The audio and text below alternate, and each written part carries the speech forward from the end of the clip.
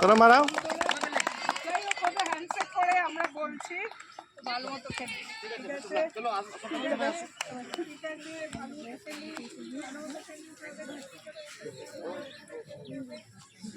ভালো করে খেলবে, বেস্ট অফ লাক।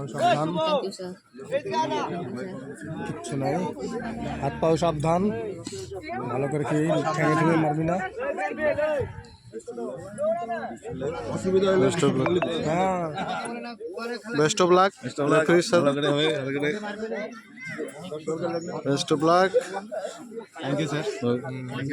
ভালো করে খেলিস, হাত পা সাবধান।